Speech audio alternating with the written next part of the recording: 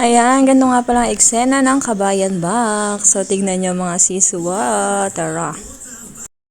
Ayan, paano nga ba akong mag-box mga siswa? So, ganyan ang aking pagbabox. Pag ang gamit ko is ang Kabayan Box. So, ayan.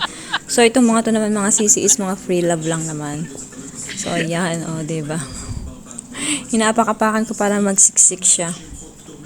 Kasi minsan, pagdating sa Pilipinas, naluwag siya mga sisi. Siyempre, kapag binubuhat, diba? So, kaya ang ginagawa ko is sinasampahan ko siya. Sumasampa ko niya at tinatalunan ko yung mga sisi. Tapos, sinisiksik ko sa mga gilid para bumilog siya. So, grabe, inabot ko dyan 2 oras at kalahati ako nagganyan. Ganyan kahirap mag-box. O yan, mga damit lang. Mas madali yan kasi mga damit lang.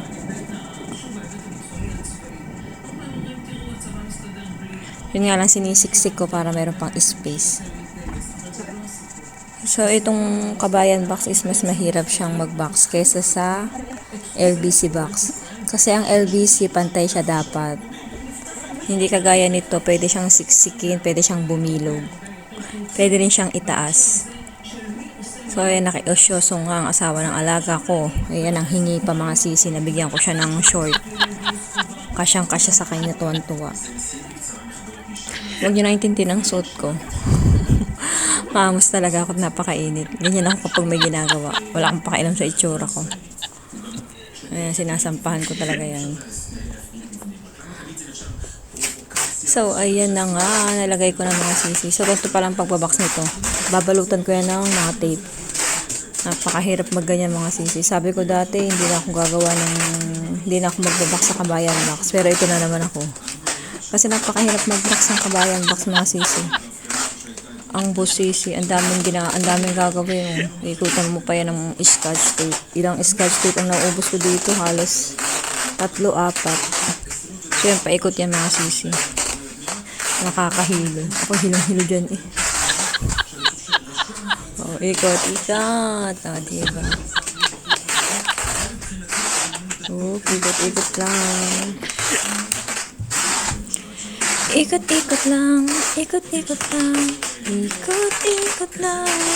Oh, ikot lang. Char.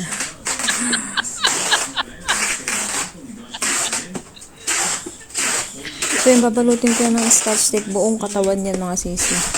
Pero hindi ko yan matatapos ngayon kasi pagod na ako. So, ayan, pwede yan iganyan mga sisi. Tapos, tatakpan ko na lang ng carton yung ibabaw niya. Tapos, titapan ko din. Ganun na. Hindi ko lang kung magkano babayaran ko dito. Before kasi ang binayaran ko is $85 or $89. Hindi ko alam kung magkano babayaran ko dito. Tumaas na ba? Kasi lahat nagtaasan mga sisi. Hindi lang sa Pilipinas tumaas. Pati dito nagtaasan lahat. Nationwide ang pagtaas mga siswa. Kaya huwag kayong magreklamo sa presidente natin. Talagang nagtaasan lahat. Kahit dito. Hindi lang kayo nakakaramdam ng pagtaas, kami din.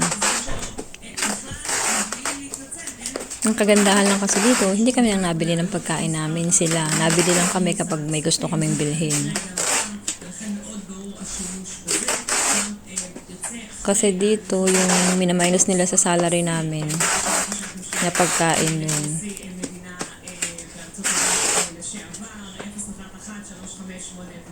So, yan mga sisi, ganyan lang. Panoodin nyo na lang ako. Hindi napansin nila yung nagpunas na ako ng pawis ko. Yup. Malakas yarn. Hinikot ko na yung box. Pagod na ako dyan mga sisi. Nagmamadali na rin ako kasi 12:30 na. So, nung nakaraan pa itong mga sisi, ngayon lang ako sinipag na mag-edit. Diba? Itsura ko. Napakainit kasi dyan. Sinarado ko na ulit yung binukas ng asawa ng alaga ko. Kasi naya naman ako makita ko yung kapitbahay baka masilip. Kaya sinaraduhan ko na. Kahit mainit. Ikot-ikot lang ulit. O, diba? So, yun lang mga sisa live. So, yeah. Don't forget to like, comment, follow, and share. Bye-bye. Tapos na sisi. Pagod na ako. Hindi ko pa sinara yung ibabaw kasi lalagyan ko siya ng chocolate. Saka sabon. Bibili lang ako. Ay, init. Hindi nga ako eh. Grabe pawis ko. Grabe init. Kintab na mukha ko. Sobrang init. Ay.